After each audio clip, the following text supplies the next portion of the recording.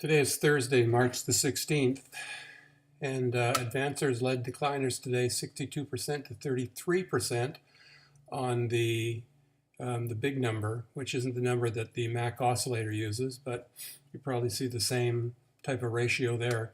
Volume on the Dow was a little bit above average, on the NASDAQ was just under average, and the S&P just a little bit less than average.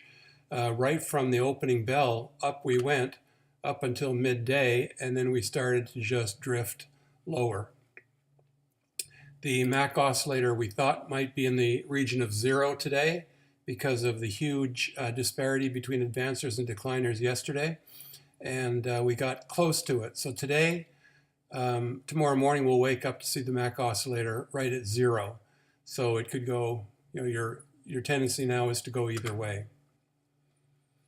Let's take a look at 3 charts here. One is the S&P on the 5-minute. You can see that, remembering the earlier chart that we saw where we went up, and at the midday, right about 12:17, we started to hit our peak, and we started to move down, and that's when the 5-minute cloud started to be active for traders. So we had resistance up here and support on 3 candles, and finally the 8 EMA is where we've, on the 5-minute is where we, the 8 EMA, yes, on the 5-minute is where we finished the day.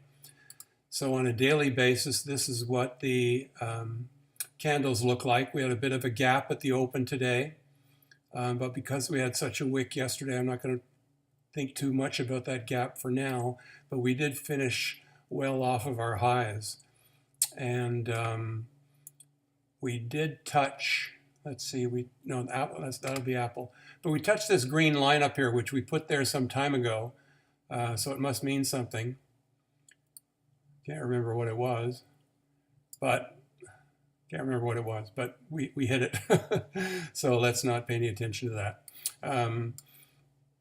We've gotten cloud support now for 3 days in a row, and we popped up over the 8 EMA. Tomorrow could very well be up, but who knows? We do see that the Chiku span had resistance on this candle. Where we closed today, right there, was exactly just a little bit higher, but there's the bottom of the candle, and there's where we closed today. So not much of a difference. So that candle proved to be resistance for the Chiku span. So it wouldn't surprise me, based on how we finished today, if we opened up lower tomorrow and we still have a down day tomorrow. Plus it's Friday. Who knows what can go on over the weekend.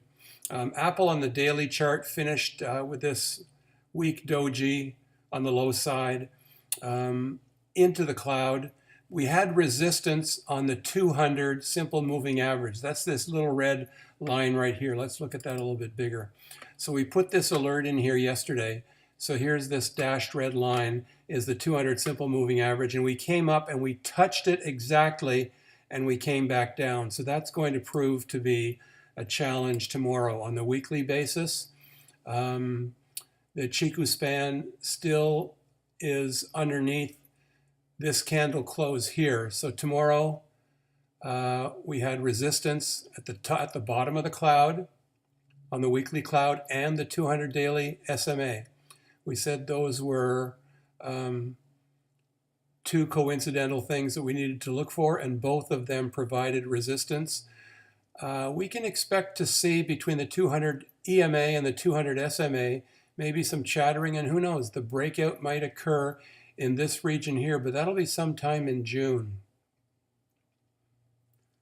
Next stock we're going to go to is Caterpillar. And Caterpillar, we're looking at the weekly chart here, and we tried to break into, this week we've tried to break into this gap, but we closed today just at the bottom of the gap, unable to make any progress inside the gap. We made this type of a high, but we finished here, and that's not a good thing for Caterpillar. So Caterpillar is certainly a victim of the China tariff stuff, so let's just keep an eye on that. WDC, just below the 8 EMA. Nothing great here. Whirlpool started off pretty nicely, but it came up and it hit the bottom of the cloud, which is where we had an alert set, and it had resistance from the cloud. So that's going to be important. Now, this is a daily chart. The Ichimoku span is sort of in the middle here. Let's look at the 1 week for WHR. This is our play on home builders. We bounced off of the 200 on the weekly basis. We need to keep that support. Bounced off the 200 here on Monday. We need to keep that support.